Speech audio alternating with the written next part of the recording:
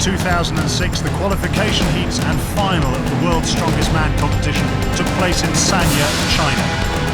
25 of the most powerful men on the planet fighting their way through colossal tests of strength and endurance. This program will take you on an exclusive journey behind the scenes during qualification for a glimpse of World's Strongest Man that you've never seen before. At the opening ceremony, dressed in traditional warrior uniforms, the stars of the show took centre stage as the local people treated their guests to a true Chinese welcome. The strongmen were residing at a coastal resort to the south of the city. The qualification heats for the World's Strongest Man final would take place over 4 days of grueling competition, and with 2 days to go before the contest commenced, the athletes travelled in their groups to Sanya Hospital as part of their medical for the competition.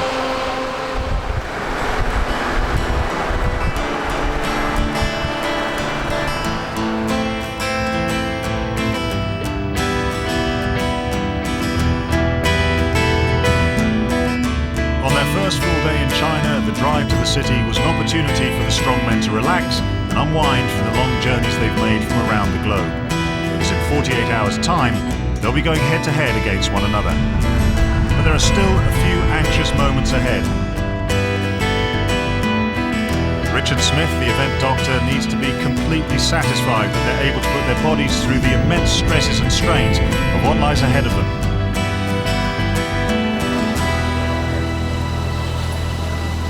When they arrive, they have a full medical, and the medical consists of full examination, an update on their medical history, allergies, if they're taking any medications that I need to know about. Their blood pressure is measured. After that, they have an ECG. Now, if there's any abnormalities on the ECG, they then go and have, or if there's any family history of cardiac problems, they then go and have an echocardiogram to rule out any major structural problem with the heart. Britain's Terry Hollands missed out on a place in last year's final by just 1 point. Over the past 12 months, he's worked hard to improve his fitness.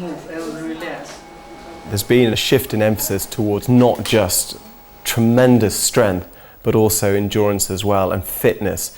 And I had a long chat with Terry last year, and he realised he needed to get fitter and to, not so much to lose weight, but to lose fat. Well, just let us know if we can be any help there. Any injuries this year? I've got a shoulder injury, Okay.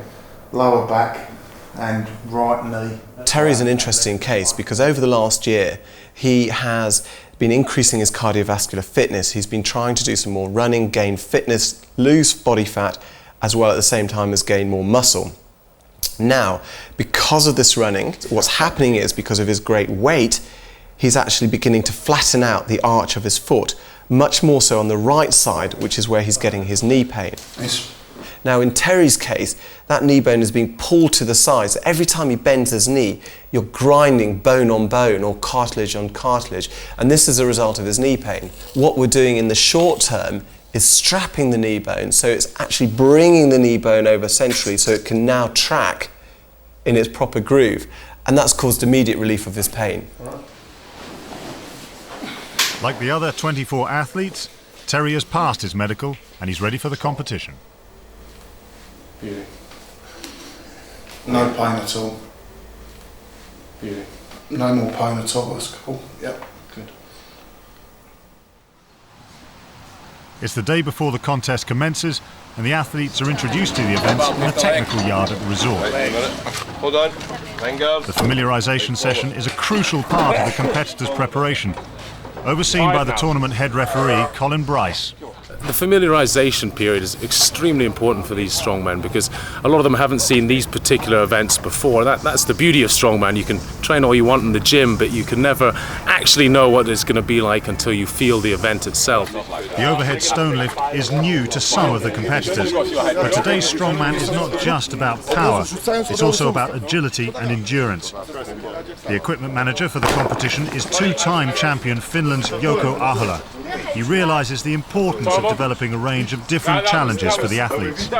If I think about crowd who is on TV, people who are watching the competition, it's not very nice to see if somebody is lifting just huge weights.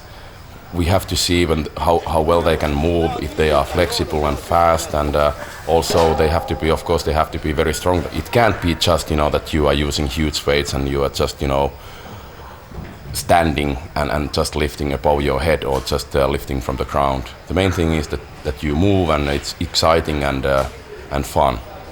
This year's deadlift contest will involve lifting 2 cars weighing 300 kilos. The engines are removed and the structures are loaded with weights. For some, this is an opportunity to tackle the event for the first time. For others, it's time for a spot of gamesmanship. Cue the defending champion, Poland's Mariusz Pudzianowski. There's a couple of things that went on today which you might have noticed, like for example Mariusz pulling the deadlift there at full maximum weight, turning to his friends and has a little chat. If you look closely, he was bursting in absolute agony, but he was trying to make it, show everybody else that he's the strongest, and it wasn't, even heavy at all. A psych out technique. The nerves on the first day of the first event will be massive, especially for the new guys. But the old guys, there's a lot of swaggering around here, trying to show off, puffing the chest out, and they're sort of talking about how easy it is to the new guys. The new guy tries it. Of course, it's not easy at all, and then they panic and think, am I not strong enough? There's a huge amount of psychology going on here. Less than 24 hours to go before the battle for qualification commences. Competitors put the finishing touches to their preparations. The very best strongmen in the world included 3 former champions. The standard of competition was even higher this year. The bar had been raised. It was time to take the strain. Oh! Got a helmet? After months of preparation, day 1 of the qualification rounds for World's Strongest Man 2006 had arrived. The defending champion, Mariusz Pudzianowski, prepared to defend his title, and the challengers psyched themselves up for the first discipline. For some, the road ahead would be agonizing.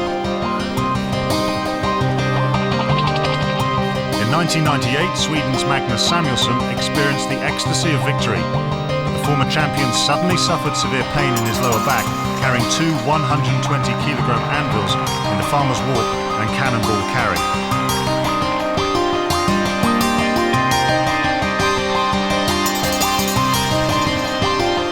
A ruptured disc placed a question mark over whether he would continue in the competition.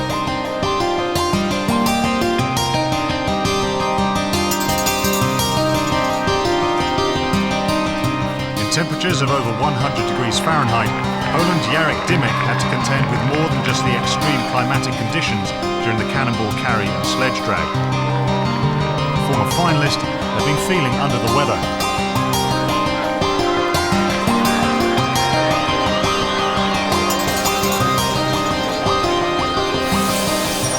When people are dehydrated, people lose their power. And Jarek was very dehydrated this morning for various reasons. We rehydrated him over lunchtime, rapid rehydration, and you can see the difference in his power. It's back again, very powerful. Okay. He's the best doctor in the world. He helped me survive. 12 months earlier, Dymek had fought his way to the final of World's Strongest Man. Victory against Dominic Filiu in the Atlas Stones, the last event, will guarantee him 3rd place. A disaster struck. I fighting for the top 3. I was 4th, a little bit before Dominic Filiu from Canada, the big, huge man. And when we start lifting in the last events was the stone lift. When we start lifting these stones, I broke my 2nd bicep. Dymek, then a 4-time finalist, had already torn his left bicep in an accident competing earlier that year. He'd undergone painful emergency surgery to reattach the injured muscle and had a massive scar to prove it. He would now undergo the same operation on his right arm and be faced with weeks in plaster and recuperation. It would not be the best start to a new year of preparations for the World's Strongest Man 2006. As any professional athlete knows, competitive failure is frustrating and painful, both physically and mentally. Everybody come here for fighting, and we fight. After this competition, we are friends, but during the competition, we are like warriors. And warriors, this pain and blood is nothing. but they lose hard much more. With day one complete, the athletes prepare to return to the calm of the resort after a hot, strenuous day full of unexpected drama.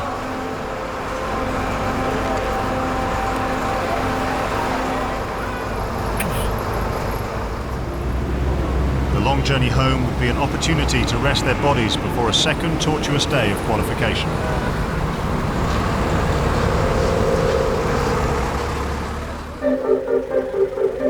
Once back at base camp, the day may be over for the strongmen, but the work continues for the crew. The equipment from today's competition is offloaded from the trucks and replaced with tomorrow's kit. For forklift driver Jimmy Pollock, the task ahead is a strategic heavyweight operation. Tomorrow's event is the Fingal's fingers and the car deadlift, which is one of our heaviest days because the fingers involved, there's 10 fingers. And they're awkward, they're long, they're heavy, and you've got to position them in the trucks safely and also in such a way that you can get other equipment on top of them safely as well. So the likes of tonight, we'll be putting possibly we'll try and put 5 fingers on each truck and then a car on top of the 5 fingers. While the athletes recharge their batteries, the loading operation goes on long into the night.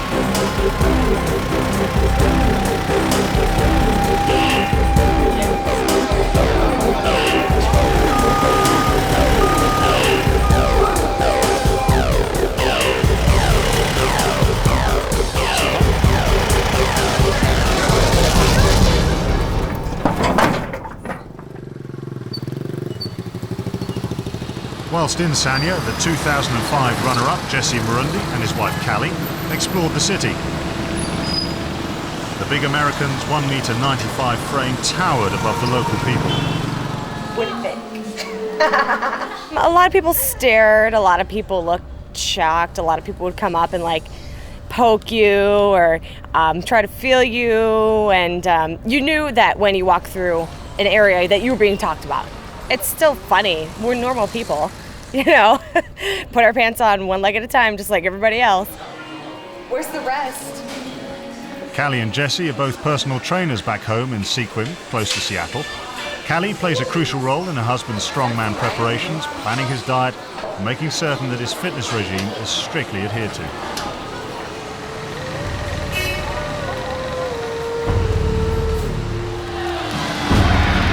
Murundi is one of the most successful contemporary American strongmen. In 2005, he faced Mariusz Pudzianowski in the World's Strongest Man final.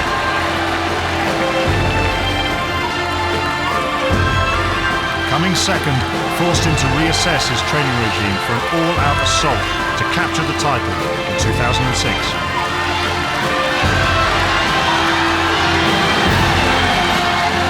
Basically, I just learned that there's a large gap between Mariusz's ability and my own. So my goal for training over the next year at that time was simply to narrow that gap, and my method for doing that was just to train extremely hard. So I made a goal for myself to train harder than anyone has ever trained, and I believe I've done that. Three-time former champion Bill Kazmaier is arguably the most famous strongman in the world. The American from Wisconsin won the coveted crown in successive years from 1980 to 1982. He's renowned for his physical prowess, mental strength and sheer power, and many regard him the strongest man ever. Well, Bill kind of single-handedly developed a big following for strongman in the United States because he was so good and he was American. So many young men like myself, I was 15 the first time I can recall watching him on TV. I, just like so many others, saw Bill and went, that's just amazing. I want to be just like that. You think that time will hold? Kazmaier is in Sanya working as a presenter for the American sports network ESPN. In the 1980s, the former world champion powerlifter had the physique and strength that was perfect for the sheer test of power required for the early strongman competitions. Our brute strength of the past really did bring off the strongest man. And I a number of times made the comment that great strength is with both feet firmly planted, either pushing something over your head or squatting or deadlifting or pressing, and that to move your feet too much really distracted from trying to find out who was the strongest. I actually avoided a set of stairs and would take an elevator. I did as few things as possible to take away from my sheer power for legs and back. Bill was just stronger, just flat out stronger than anybody else. And now it's, you gotta be strong, but you gotta be able to move, you know. Compared to the strong men of Kazma's era, the younger generation of American power athletes are faced with far more explosive tests of strength, involving speed, agility, and endurance.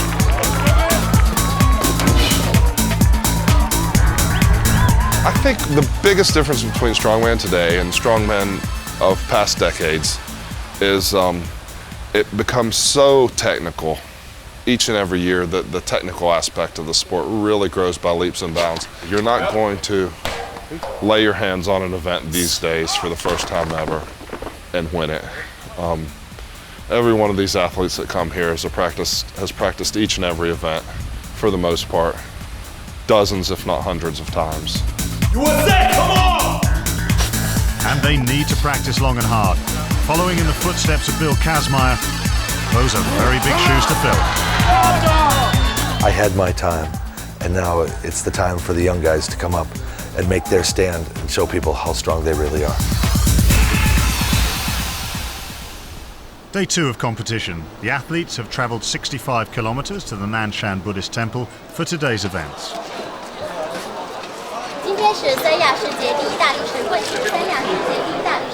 After careful loading the night before, the equipment had arrived safely early that morning.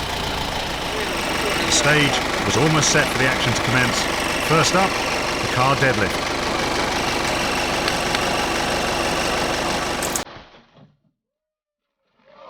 The discipline brought mixed fortunes for the strongmen. For Terry Holland's frustration. No rep, you dropped it. His last repetition was disallowed because he dropped the cars rather than lower the bar to the ground. Referee's decision. That one lost repetition cost him valuable points and prevented him taking the lead from Jesse Marundi in their group. Good lift! It was business as usual for Mariusz Pudzianowski in his heat. He made 17 repetitions in 75 seconds, the best total of the day so far. No one expected another athlete to rival the score set by the 3-time champion. Lift in your own time. But then enter Grenada's Mark Felix, who equalled that total to strengthen his quest to make the final in his group. Felix resides in Blackpool with his British wife and family. He's not intimidated by the master. Good lift! I've always believed that I could beat Mariusz. I never been scared of Mariusz from the first time I met him. You know, I always feel that I could beat him. And there's something that I would never get rid of. But the defending champion was not perturbed. He always likes to intimidate his rivals.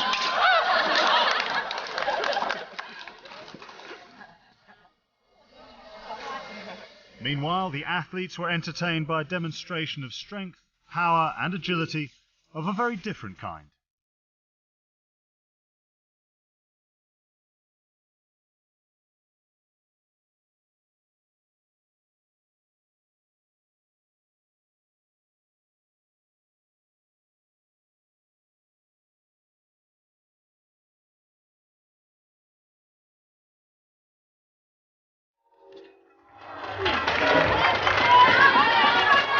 Having pulled out of the car deadlift for fear of worsening the condition of his back, the second event of day 2 was an opportunity for Magnus Samuelsson to get some much-needed points on the board. The Fingal's fingers weighed between 200 and 300 kilos per steel bar and had taken hours to load and offload. The former champion required only 40 seconds to prove he was still in with a fighting chance. But of course, I would have been pleased if I did it a bit faster. But to be honest, I did not expect myself to do anything today, so I'm kind of proud of it. The strongman who was the fastest was the experienced American Phil Pfister. And Phil is, if we look back to old times, you know, Phil looks like big, huge farmer who is very strong, and it doesn't matter what he gets to his hands. He can always lift, and he can always handle it. He has that kind of spirit, and he believes himself that he has definitely best chance to win this competition. The professional firefighter from Charleston, West Virginia, completed the course in just over 32 seconds. He has appeared in 3 previous finals, achieving 4th place on 2 occasions. He admits the same mental toughness required to enter a burning building to save a life has helped him in competition as well. Phil said once that one day he's going to be world champion, and I'm sure that one day he will be. At the halfway stage of qualification, the competition was nicely poised. There'd been drama, excitement and pain. Time for the athletes to relax.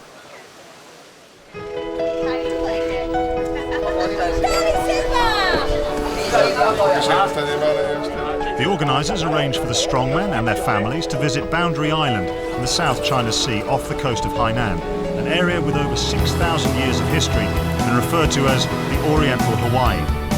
It was a chance for the athletes to take in the beautiful tropical scenery and unwind after 2 days of demanding competition.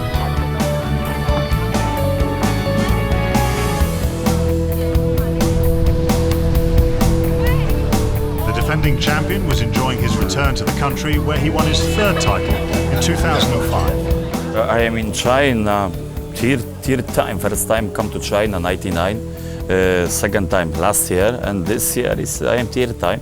China is nice place. Last year, 3rd time I win in China. This year, maybe 4 times win. This China is good for me. Here is a lot of fans in China. A lot of people want Mariusz, I want picture with you. It's every time. Sometimes it's too much picture. Every time after the events. Mariusz, I want picture me. Hey guys, I am very tired. Mariusz, please me, of course. Hello! I am crazy! Crazy? Well, maybe, but he's still the strongest man in the world. The end of another day. Time to return to the mainland for the competition to continue as 25 incredible athletes fight to qualify for the final of World's Strongest Man 2006.